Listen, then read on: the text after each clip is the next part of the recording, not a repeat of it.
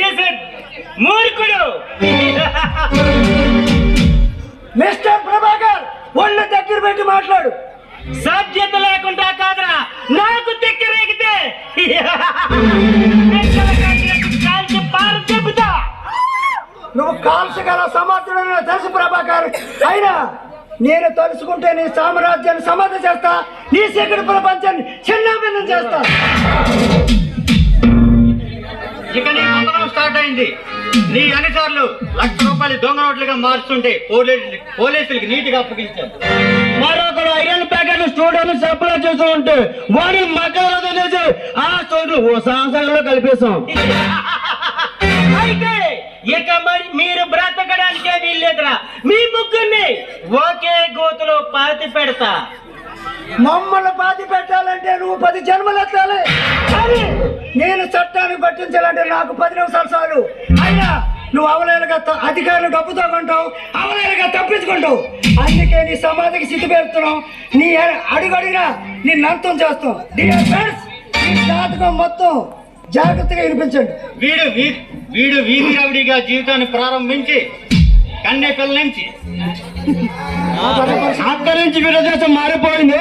పెద్ద పెద్ద రాజకీయ నాయకులతో పార్టీలు పెంచుకోండి, మర్డన చేసి పొలగబడి సంపాదించాడు, లక్షలు సంపాది. ఇప్పుడు కోట్లు సంపాదించాలి. సరికొత్తగా మధ్య మందుల వ్యాపారం ప్రారంభించాడు.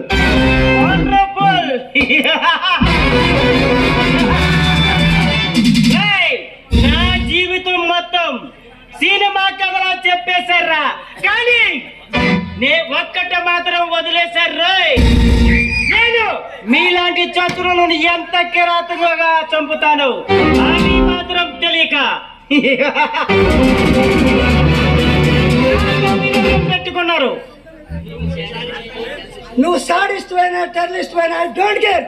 నీలాంటి ₹1,00,000 చేసే వరకు నేను వదలను.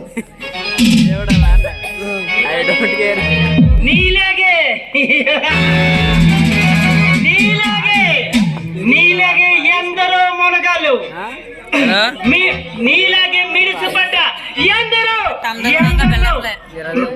పగలబోతుల్లో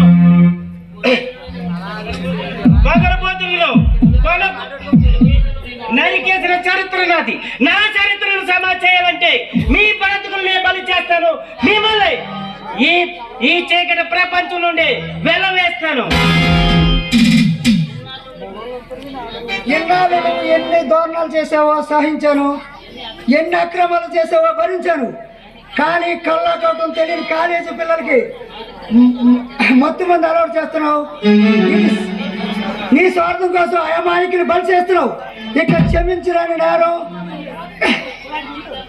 సూర్యుని జీవితాలతో ఆడుకోవాలని చూస్తే పట్ట పగలే 10 మంది చూస్తుండగా నరికి పారేస్తారు. చూడు బాగుంటది. ఇప్పుడు వస్తే అయితే నాటకం బాగుంది. వాళ్ళ ఫ్యాన్లు వచ్చినారా. ఒరే విజయ్, ఈ రోజు నీ పాపం పండిందిరా. అనవసరంగా మా వ్యాపారానికి అడ్డుపడి 2 కోట్లు నష్టం తెచ్చావు. నిన్ను చంపి నష్టపరిహారంగా పుచ్చుకుంటాం రా. మా విజయాన్ని చంపాలంటే నీలాంటి బిచ్చగాడ వల్ల కాదురా. పిచ్చి పిచ్చి వేసాలతో ఈ తొప్పగన్న గుళ్ళు నీ గుండెలో దూచిపోతా. జాగ్రత్త. విజయ్,